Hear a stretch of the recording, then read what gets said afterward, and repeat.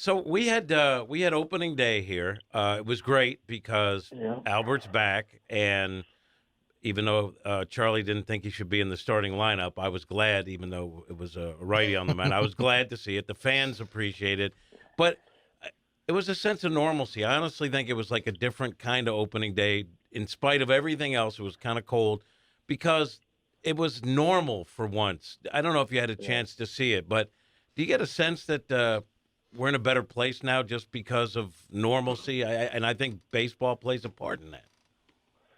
Yeah, it was great to see a full house and all the pomp and circumstance and everything. Yeah, I mean, nobody's talking about, things other than just the game. And so that's always great when we get back to just kind of everybody enjoying opening day and celebrating, Albert's return and Yachty's last year. Bueno, if he has a good year, there's no way he's retiring. So we can kind of put that to bed. But, it was fun to watch and it was exciting and to get a good win. And it was a good day. I tried to watch it as much as I could. And, excited for the boys to be back together. And it was cool seeing the Hall of Famers there and exciting watching all the stuff leading up to the game. And thanks for pointing out that my coverage was great too. I appreciate that. It was really good. I agree you with there? I watched the national coverage. Oh, that hurt. I agree. Like Wayno's 16 away from 200. He can go 15-3 and have a great year. He's coming back, and he points out he's like pump the brakes on the retirement talk. So your name is on the ballot for the Cardinals Hall of Fame. I think you're going to get in. What would that mean to you to have the red jacket and be part of that all the time? It'd be pretty awesome.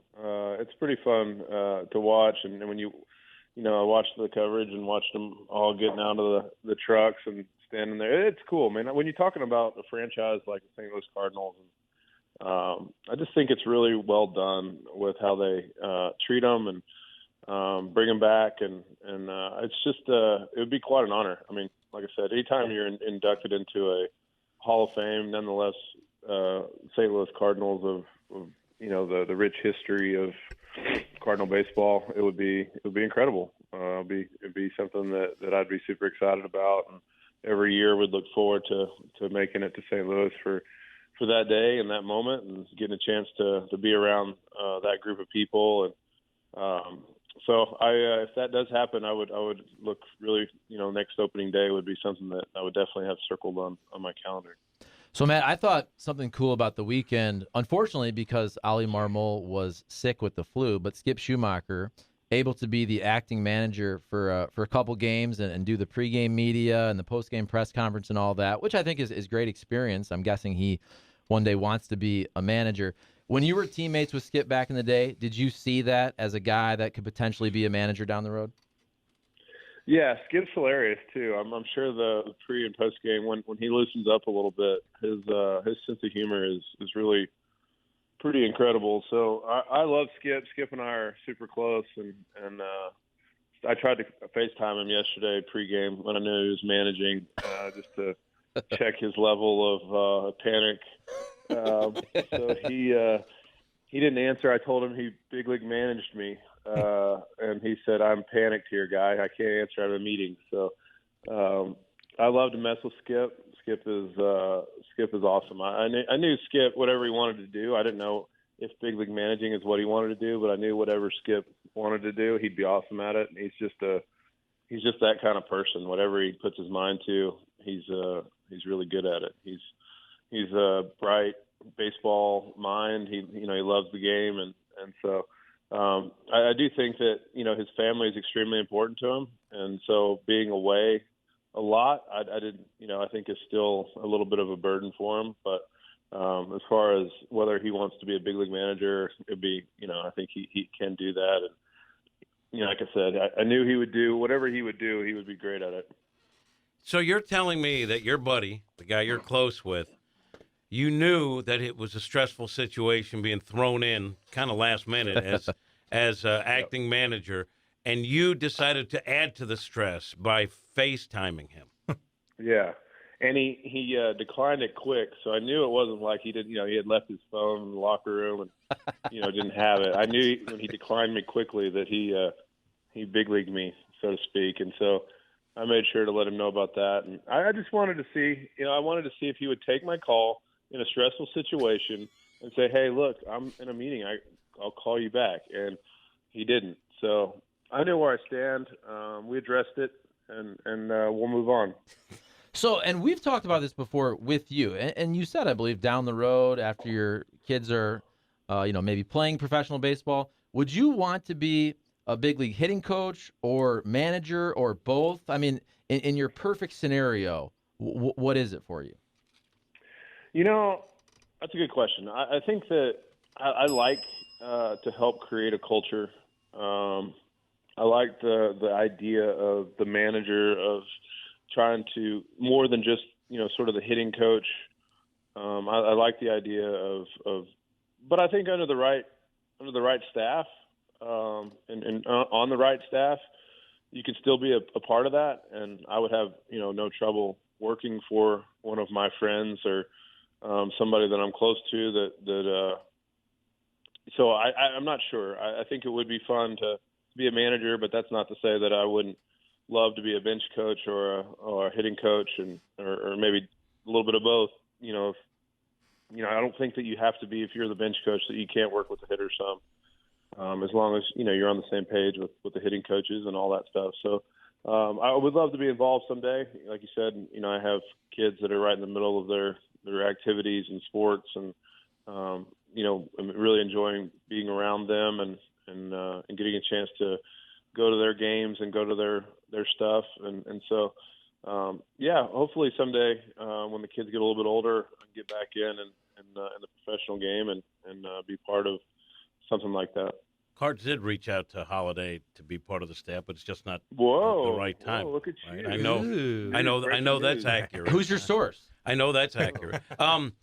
You know a lot of players, young players. I know, you work with guys and stuff.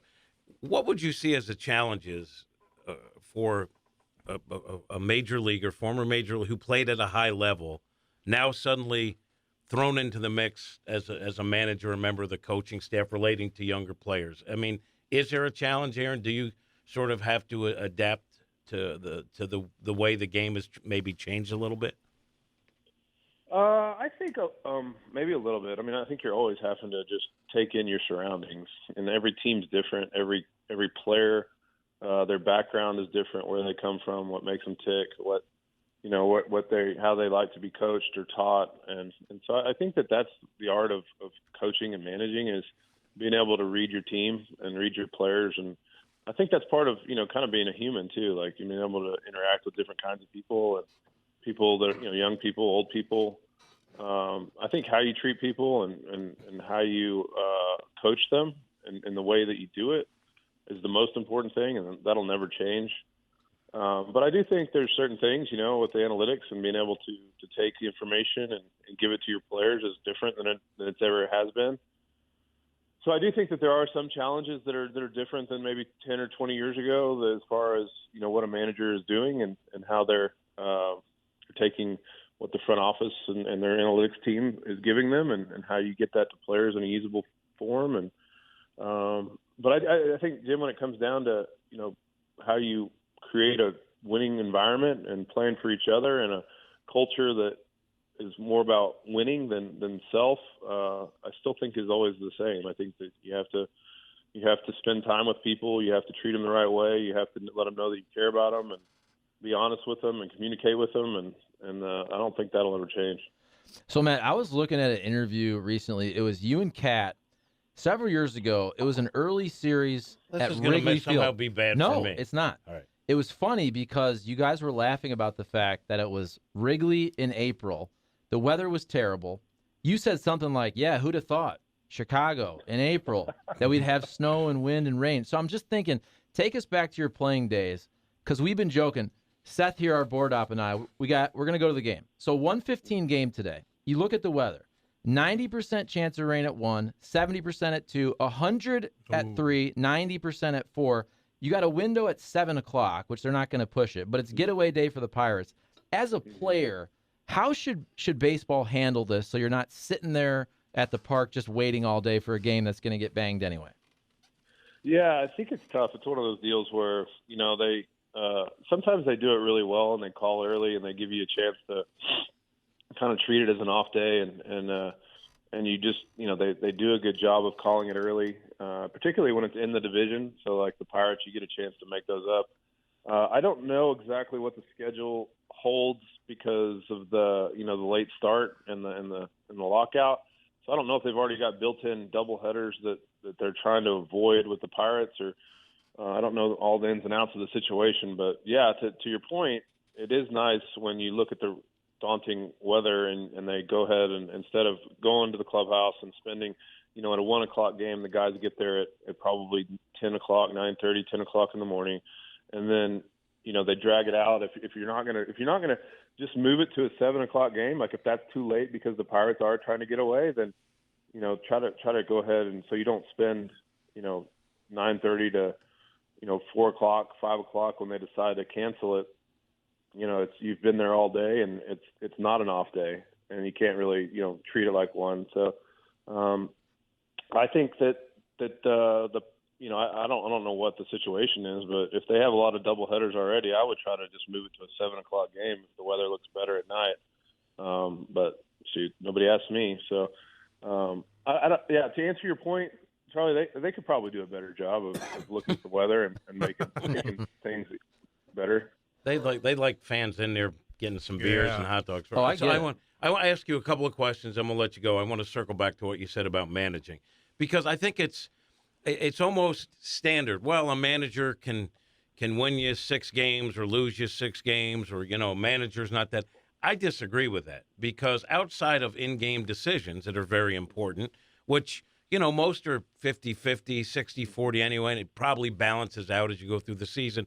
But it's something you said about creating the atmosphere in which the team plays, creating the culture, I think you called it. Mm-hmm. How important is that? And do you think the manager, because he's the guy that sets the tone for all of that, is much more important than just a handful of wins, if you understand my question?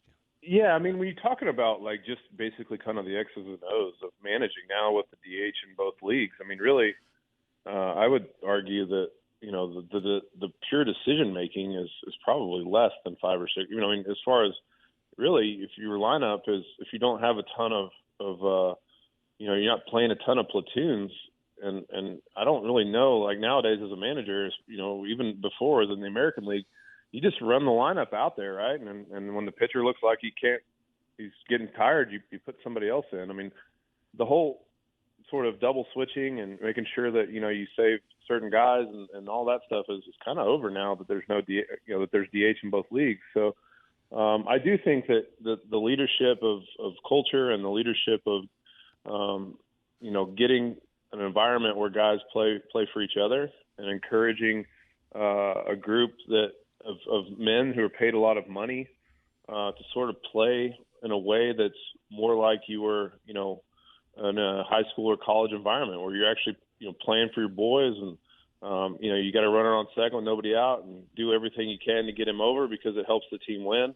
And you're not worried about your own stats. And because when you play that way, what happens is it frees you up and you end up playing better than maybe you ever have. And then out of that, you end up making the money that sort of some people set out to support their family, which is important. It's a job, and it's at times cutthroat, and you do need to take your opportunity because the window is short. But I do think that when you can create an environment where guys are playing for each other, that the team is first, and as far as winning games goes, that is the best way to play, and that is the most fun you'll ever have. And I think that I've gotten to play for managers who cultivate that kind of environment really well, and some that haven't. And you can tell as a player, you can feel from the leadership down what's effective and maybe what's not effective. And I think the whole coaching staff sort of plays a role in cultivating that kind of atmosphere. And so that is, to me, and now particularly with the way that the DH is set up, that is the most challenging and also the most rewarding part of being a manager or coach in the major leagues is helping to create that kind of environment, and then helping players get better, and young players particularly, helping them understand that it's not all about them, and that there is a big team first. If you want to win a championship, guys all have to be working together to get that goal. And so that to me is what really would make me most interested about being a professional manager or coach. Makes sense to me. All right, last thing, I'm going to put you on the spot before we let you go. Ooh. I want you to help settle an argument. You've been part of the show for a little while, small part. Yes, but sure. We're intellectually challenged. We're not smart. But we were arguing. I said starting Albert opening day, even though it was a right-hander on the mound, made sense, not just for giving the fans what they wanted to see and creating an environment that was even better than it might not have been without Albert being out there. But also you factor in the fact that it's Albert who has a flair for the dramatic. Now, the Cardinals got the win. He didn't do much at the plate. But was that the right move, putting Albert in the starting lineup opening day against a right-hander? I said it was. Charlie has been anti that Hold move on. For days now. First of all, Matt, just so you know, not to interrupt, but we all knew Albert was going to start. My whole premise, which I think is legit, is it's a game that counts. And you could say you have 162 games. How many times at the end of the year teams either don't win the division by one or miss the playoffs, make the playoffs? They won that game. I think okay, but that's hindsight. And all due respect, because it's fun to watch Albert. He did go 0 for 5 in the game. On paper, I said we let Matt talk. Okay, but you brought him in to hit lefties. That's all I was saying. Matt. Well, Cam, where were you on this? Matt, I'm going to ask next week. I got questions for you. I had some good ones, but Wait, did we steal it? I had good questions for him. I was going to ask him about. Hey, I got time. So if I know you guys. I mean, I'm actually not doing anything. So if you guys got more questions, I'm available. Yes. But if you're tired of me, then that's fine too. But where were you on the Albert? Should he play or not? Oh, you put him in there and let him do his thing. I mean, come on. I'm not nitpicking anything. Charlie nitpicks. We hate Charlie. Come on. What I would say is that, with all due respect to Dickerson, I don't think that there's a huge, I think Albert has just as good a chance of running into one. And like Jim said, he always has had a flair for the dramatic, and I honestly thought that he would have a big hit at some point in that game. So I was wrong too, but I do think he hit, 3 or 4 balls above 95 miles an hour. If I got that stat right, I don't know, but I think that that's a situation where I don't think that you're necessarily putting the team at a disadvantage by playing Albert over Dickerson that day. So, I mean, it'd be one thing if you had, Schwarber sort of sitting on the bench and you said, we're going to start Albert and Schwarber's not going to play, then to me that would be, sort of more nostalgia and maybe not worth it when these games do count. But I do think that was a must play for Ollie. I mean, it's a no-brainer for him as far as, you have a iconic, first ballot Hall of Famer who did have a good spring training. I think that if in spring training, had he not looked good against right-handed pitchers, then Ollie might have thought twice about it. But I think from what I understand, even on the backfield and facing some of their own pitchers and his in-game at bats versus righties, he squared the ball up pretty well. So I think when you throw it all in a pot, I think that was a pretty easy decision for Ollie and one that I think I'd have made myself. So Charlie, I do see what you're saying, but I think for the first game of the season, I think it was definitely that Albert was going to be playing. Holliday hates Charlie now, too. hold on. Holliday hates Charlie too. I get that 100%. By the way, this was, I thought, a fun baseball debate. We all knew, Of course, we all knew that Albert was going to start, and all that I said was, especially on paper, that lineup had 7 straight righties that day, and that's not going to be the lineup versus righties. Dickerson, even though, look, put him 5th, all of a sudden you split up those righties, and the lineup looks a lot more balanced. We all knew Albert was going to start, so as you'd expect, Matt, Cat is manipulating this argument. I thought it was an interesting discussion. We all knew Albert was going to start. Yeah, and I think you look at it today, I think Pittsburgh has another righty. I mean, when's the first time St. Louis is scheduled to face a lefty? That would take look us that up. actually We'll look doing that up. research. Let me get on that. Hey, can I ask? Am I up? Yeah, but Can I just ask a raise question? your hand. Well, you guys, he's raising his hand, and it gets confusing. Hey, Maddie, I got a question for you. Yeah. Sometimes I go Yeah. down these little YouTube rabbit holes, and I watch Sweet. major league managers get ejected from games Yeah. and sticking up for their teammates, like the old school Earl Weaver one, and this Wally Backman guy in the minors and stuff like that. You remember that one? Oh, there's some great ones. Have you ever been in a situation like that? Like any funny stories where the manager just lost it and you couldn't control them? Anything like that? Gosh. I've been around. Yeah, I've seen a few of our managers get thrown out. I don't know that I've, the one was, I actually know Philip Wellman. He ended up working for the Cardinals after this, but I don't know if you've ever saw the one where he crawled behind the mound and threw the rosin like it was a grenade. Perfect. Too. Awesome. It was perfect. That was incredible. And then getting to know him, he's super soft spoken and like very nice. And so it was interesting for me to get a chance to meet him a couple years later. And he was our AA manager with the Cardinals in spring training. So we're around him and I'm like, oh my gosh, you're the rosin bag bomb guy. It's a 20-minute ordeal. He was out there for 20 minutes, taking the bases, throwing them. Like what did he explain? Because sometimes it's like, okay, you got to stop stop in the minor now. leagues, you lose your mind. Like if you're in the minor leagues long enough, Yeah, man. you're in hot Mississippi and you've had enough of it. The minor league umpires are super young, and a lot of them are, probably in their low 20s, and maybe probably have, sarcastic mouths, and maybe aren't the best umpires just quite yet. So I could see it. You're really hot and bothered, and you just absolutely lose your mind, and somehow you end up army crawling on the back of the infield, throwing a rosin bag as if it's a bomb. Like I don't know how you get to that space, but I don't know. I could see it. So I love a good, tantrum sort of, coach going absolutely berserk and doing stupid crap. So I'm all for it. Every now and then. Whoa! Werewolf! Feed your dog. Holy! Sorry, I got dogs. All right, I got to run, but Jimmy. Charlie has a question. See, Where are you going, Jim? Oh, he's got to work. To the rain out. He's going to hurry up and wait when he gets down He knows how it is. there. What kind of dogs you got, by the way? They're all mixed with doodles, so they don't shed. That's So right. We have a Labradoodle, a Golden Doodle, a Bernie Doodle, and then a little cockapoo. Oh, Lord. Wow. That's my little girl's dog. Yeah. Yeah. Charlie had one too, but not anymore. Go ahead, Charlie. You're going to ask a question? Because Well, we got no, to let this guy. Well, hold poor on. guy. First of all, he said he wanted to stay on. Then you brought up a sad story, which Matt probably wants to know what happened. Matt, unfortunately, I had to rehome our dog because of our son. Our 10-month-old son is allergic to everything. And even though this dog is hypoallergenic, he's allergic to the dog dander. So we basically just have to get rid of any type of thing from the house so his skin You didn't like the dog, clears Maddie. up. I'm going No. to sum it up for you. You No, didn't like the dog. It's I all love good. the dog. It hit me worse than anybody in the family to have to get rid of that little cockapoo. How old was the dog? So about 8, but here's the good thing. So we're able to give it to my wife's coworker. So we get updates, pictures, video. Oh, nice. Now- visitation rights, all that stuff. They're not visiting the dog, Well, hold on. Maddie. No, here's a good question, I think, because I want to visit the dog, but I You wanted wanna to give confuse the dog. I didn't want to confuse the dog, and I wanted to give it at least a couple months. So you think that's fair Let him after a couple settle in. months?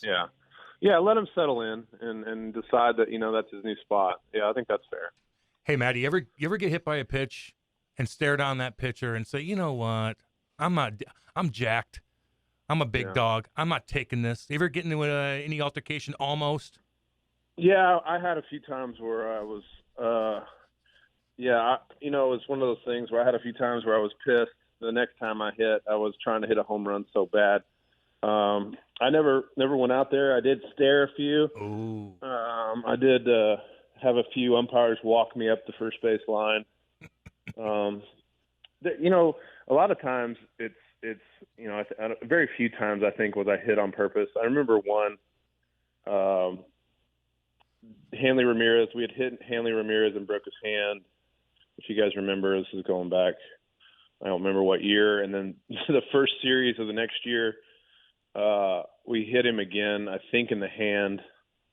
And so I was the first batter up, and Kershaw was pitching. It was kind of late in the game, I think, and maybe the 6th or 7th inning, and it was either a tie score or they were up by 1, and so I was first up, and I thought, this isn't the time. Surely he's not going to hit me to start the inning. He wouldn't want to put the tying run on base. And the first pitch squared me up right in the quad, like the side of my leg. And I thought, nope, that was it. That for sure. I knew, when it comes out of a guy like Clayton Kershaw's hand and it's straight at you, he's got pinpoint control. There's all kinds of funny sayings to describe pinpoint control, but I'll keep it clean. But he hit me right in the quad, and I felt like somebody was going to get hit. That's okay. He hit me in the quad. I know him. We're fairly close friends, and so he left a pretty good bruise on my quad. So I just I acted like it was no big deal, that it was like a 45-mile-an-hour fastball. Just kind of took my base, didn't show him that it stung at all.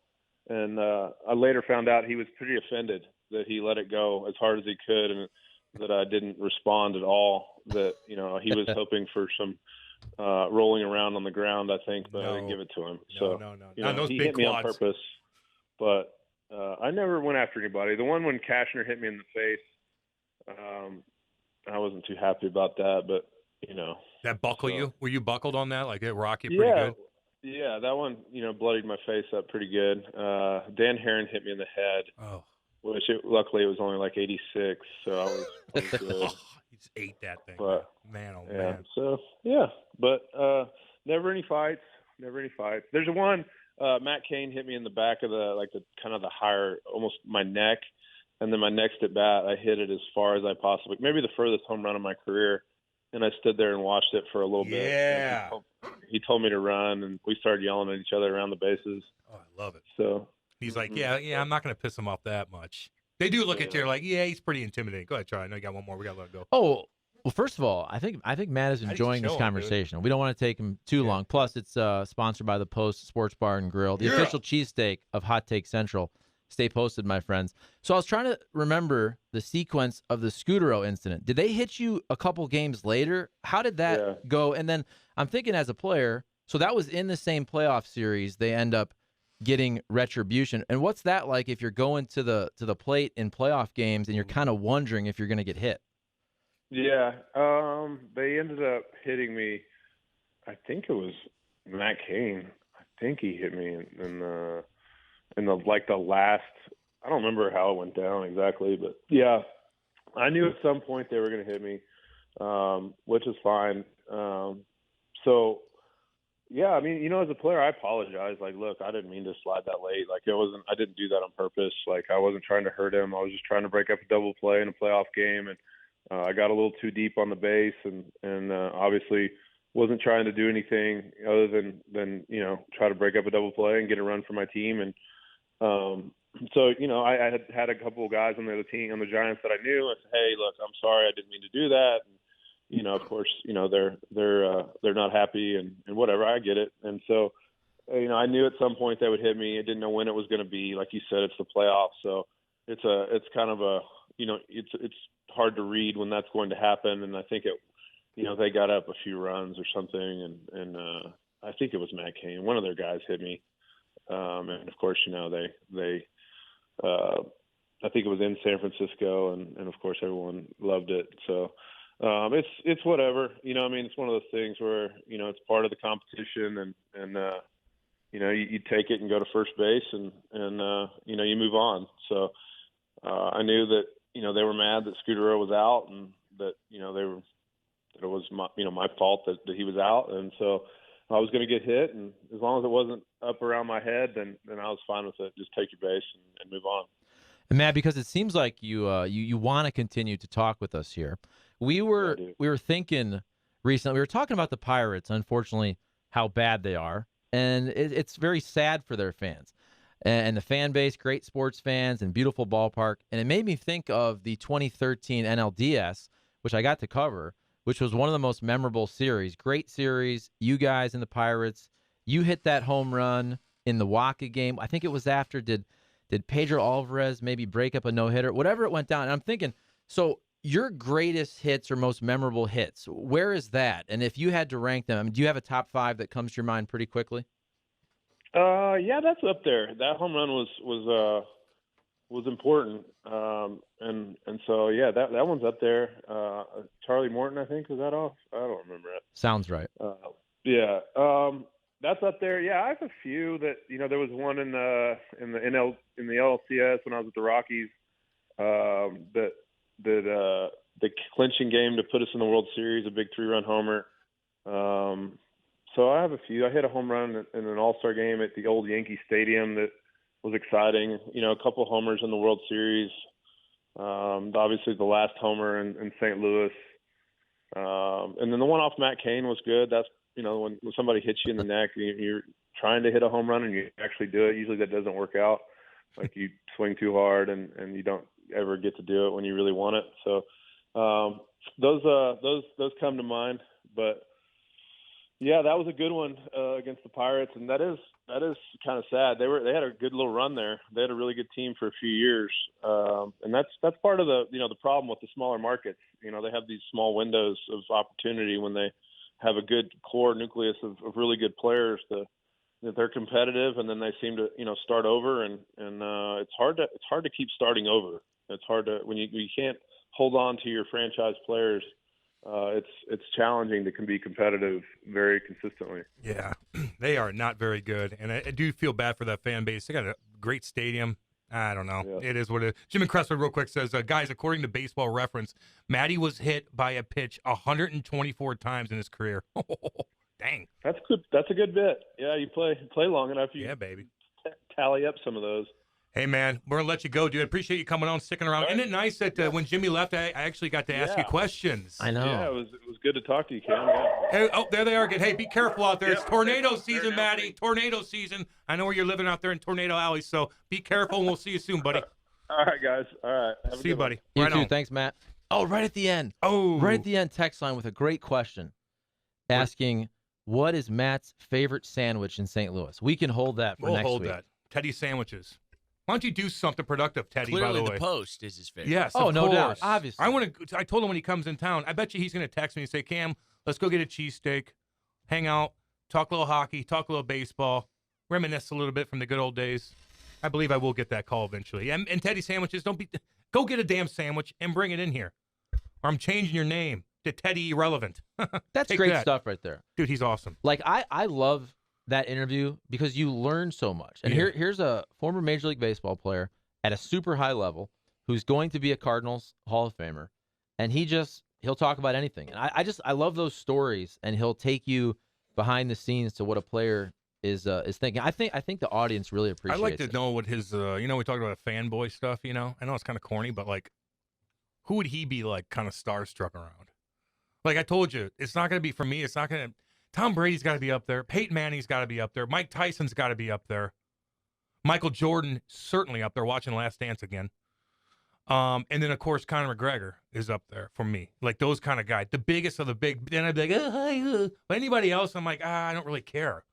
But I wonder about him, though, because he could be somebody's, right? Like he's just such a big boy. I don't feel like I don't think anybody will kind of make him nervous. So he was growing up in Oklahoma, and he wore number 7. Mickey Mantle was number 7 from Oklahoma. Yeah. So obviously Mickey Mantle died, I want to say early to mid 90s. Yeah. I wonder if Matt ever met Mickey Mantle. I wonder if he's just a fan of somebody else in a different sport. Maybe football. Yeah. I mean, you meet Tom Brady, like, dude, how can you not be a little, not nervous, but like kind of starstruck a little bit? Like, you're human. There are some people, and you know this because you probably met everybody, but there are some people where when they walk in a room, their superstardom even exceeds, because we're around the professional athletes from what we do, but there's even a level to that. If it's a Tiger Woods, a LeBron James, a Wayne Gretzky, Gretter, there are guys that are even above. Shaq, they're on the Mount Rushmore. Barkley, Jordan, Bird walks in. Larry Bird walks in, so I'm like, whoa, what's up? But I'm not gonna lie to you. Like, if Steph Curry right now, I'm just not into him as much. Even LeBron, I'd be like, but like the old school cats, I'd be like, damn, what's up? I don't know. I just don't. Cam and Matt Holliday versus the Island Boys. Smack their asses around. Smack them around. Now, first of all, it'd be more fair if it's Cam and one of the Island Boys versus Matt and the other Island Boy. Yeah. Nah, I want to beat them up, though. Are they relevant still? Is there 15 minutes up? Did they do another cool hit? So they're TikTokers. I don't know. They're goofy. You know what we're talking about, right? I've heard of them. I've seen Oh, them. look them up. They're the Well, no. goofiest looking bastards I mean, you've ever do seen they in your life. sing? No, they mumble. They suck in every way possible. And they're starting to like pick fights with people on like bar stool and stuff because they're getting chirped and they're acting tough. If they're just nice guys, they're like, oh, that's cute. But they're not. They're kind of like, they try to be gangsters and stuff. And it's like, no, nope. Need to smack them around a little bit.